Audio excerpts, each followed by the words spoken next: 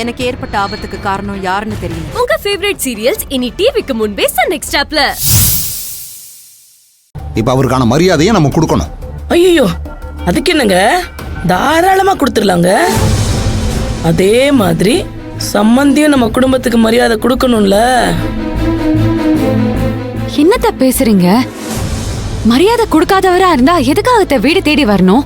எதுக்காக அவர் வீட்டுக்கு வந்து எங்களை அழைக்கணும்? அப்படியா பூங்குடி? சரி, உங்க அப்பா என் பிள்ளைக்கு எந்த அளவுக்கு மரியாதை கொடுக்கறாருன்னு பார்க்கலாமா? கல்யாணத்துக்கு தான் எதுவும் செய்யல, தலை தீபாவளிக்காவது பிள்ளைக்கு என்ன செய்வீங்க? மகேஷ், நீ பேசுறது சுத்தமா சரியில்லை. நாம எதுவும் கேட்க மாட்டோம் வாங்க மாட்டோம்னு எழுதி கொடுத்து தான் இந்த கல்யாணத்தை பண்ணிட்டு வந்திருக்கோம். இப்ப வந்து இப்படி பேசினா எப்படி? ஒட்டும் இல்ல உறவும் இல்லன்னு தான் எழுதி கொடுத்தோம். ஆனா இது இப்ப மாறல.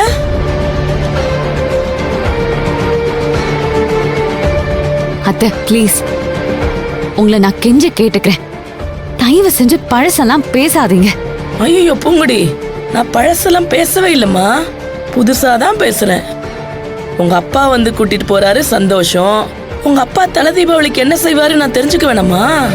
அதெல்லாம் ஒரு குறையும் இல்லாம நிறைவா செஞ்சு அனுப்புவோம் சம்பந்தி. யாரு? குடும்பத் தலைவரா? உங்க வீட்டுல குடும்பத் தலைவர் தான் பேசுவீங்களாமே. என் வீட்டுக்கு நான் தான் குடும்பத் தலைவர். அப்ப நீங்க எதுவும் சொல்லாம உட்கார்ந்துருக்கீங்களே. நீங்க என்னென்ன எதிர்பார்க்கறீங்களோ அதெல்லாம் செய்வேன். நீங்க எதிர்பார்க்கறதுக்கு மேலையும் செய்வேன்.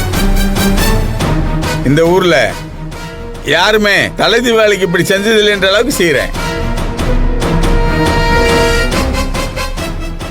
அப்புறம் என்ன மகேஷ், இதுக்கு மேல உனக்கு என்ன வேணும்? இது இல்லங்க அம்மா, அதான் மாமா நம்ம எதிர்பார்க்கறத விட அதிகமா செய்யறேன்னு சொல்லிட்டாருல்ல. மாமா எங்களுக்கு எதுவும் வேண்டாம் மாமா. அம்மா என் மேல இருக்கிற பாசத்துல அப்படி கேக்குறாங்க, நீங்க எதுவும் தப்பா நினைச்சுக்காதீங்க. ஐயோ மாப்பிள்ள, தப்பா நினைக்கிறவனா இருந்தா நான் இங்க வந்திருப்பனா? இல்ல இது செய்யறேன் அது செய்யறேன்னு உங்களுக்கு வாக்கு கொடுப்பனா? சிவசாமியை பத்தி சுத்து வட்டாரத்துல கேட்டு பாருங்க. நான் வாக்கு கொடுத்தா உயிர் போனாலும் மீற மாட்டேன். நான் சொல்றத செய்வேன் மாப்பிள்ள. இந்த ஊரே ஆச்சரியப்பட்டு மூக்கு மேல விரல வைக்கிறது மாதிரி செய்வேன்.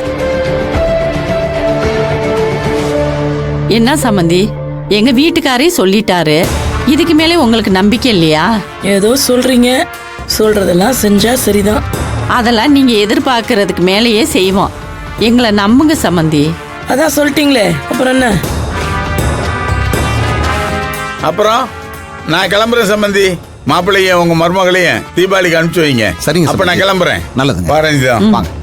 வரேன் மாப்பிள்ள. வாங்க வரேன் மாப்பிள்ள. வாங்க அத்தை. வரேனே. வாமா. செல்வன் காரை எடுத்துட்டு வா.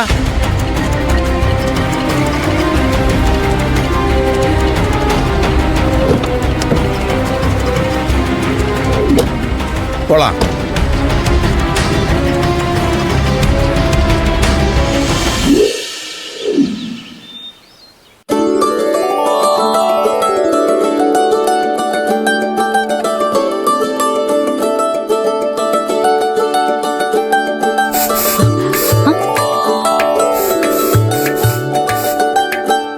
என்ன சரவணா, இன்னும் ரெடி ஆயிட்டு இருக்க? சீக்கிரம் கிளம்பு. உங்க அப்பா வீட்டுக்கு போறேன்னு சொன்ன உடனே செம குஷி ஆயிட்டேல. இருக்காதா பின்ன? எவ்வளவு சந்தோஷமா இருக்கு தெரியுமா?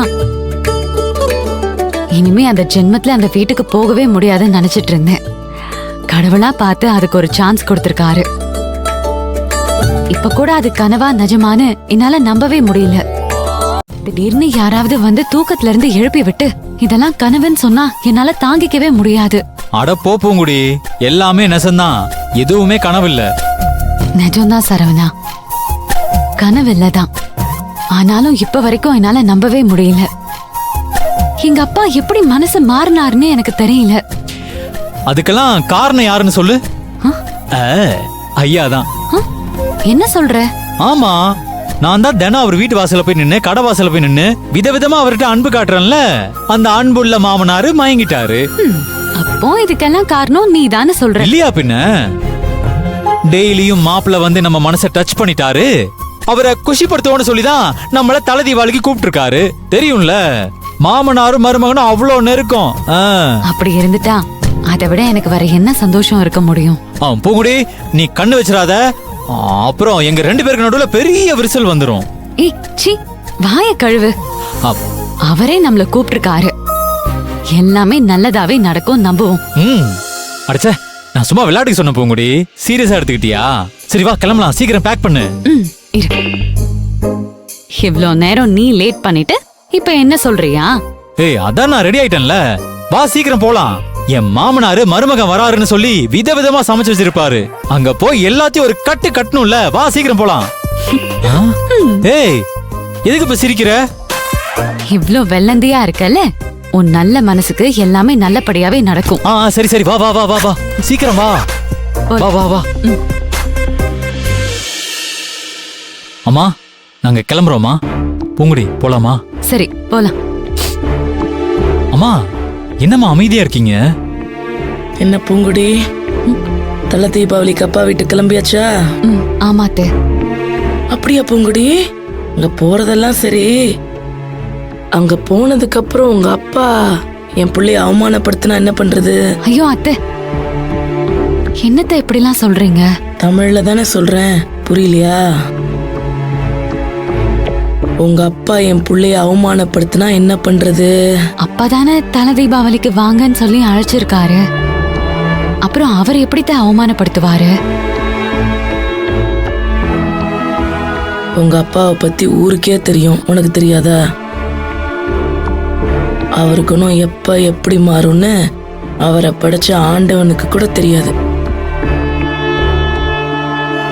என்ன மகேஸ்வரி, போற பிள்ளைகளை நிறுத்தி வச்சு வாய்க்கு வந்தபடி என்னென்னமோ பேசிக்கிட்டு இருக்க? நீங்க கொஞ்சம் சும்மா இருக்கீங்களா? என் பிள்ளைய எப்படிலாம் வளர்த்துருக்கேன்னு எனக்கு மட்டும்தான் தெரியும்.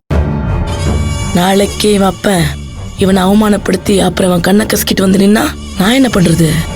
அத்தை, நடக்காத விஷயத்த நடந்தா என்ன பண்றதுன்னு கேட்டா எப்படித்த? ஒருவேளை நடந்துட்டா? பதில் சொல்லு பூங்குடி, ஒருவேளை நடந்துட்டா? ஏன் பதில் சொல்லாம நிக்கிற? அப்படி ஒண்ணு நடக்கிறதுக்கு வாய்ப்பு இருக்குன்னு உனக்கே தெரியுதுல்ல? இல்லத்த. வாய மூடுறி. எனக்கு தெரியும், என் புள்ள தல தீபாவளி கொண்டாடணும்னு சொன்னதும் நான் தான், உங்க அப்பா வந்து கூப்பிடணும்னு சொன்னதும் நான் தான். எல்லாம் நல்லபடியா நடந்துருச்சு, சந்தோஷம். ஆனா என் பிள்ளைக்கு ஏதாவது ஒன்று அங்க போய் ஆச்சு, அந்த அசிங்கத்தை ஜென்மத்துல மாத்த முடியுமா, மறைக்க முடியுமா சொல்லு? என் புள்ள இப்ப எப்படி உன் கூட வரானோ அதே மாதிரி தான் திரும்ப வரணும். ஒரு சின்ன அவமானமோ அசிங்கமோ நடந்தா கூட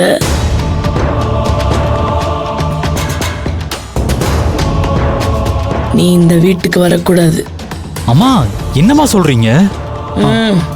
பூங்குடி அங்க விட்டுட்டு நான் இங்க வந்து என்னம்மா பண்ண போறேன்? பேசாம அமைதியா இரு சரவணா, உனக்கு எதுவும் தெரியாது.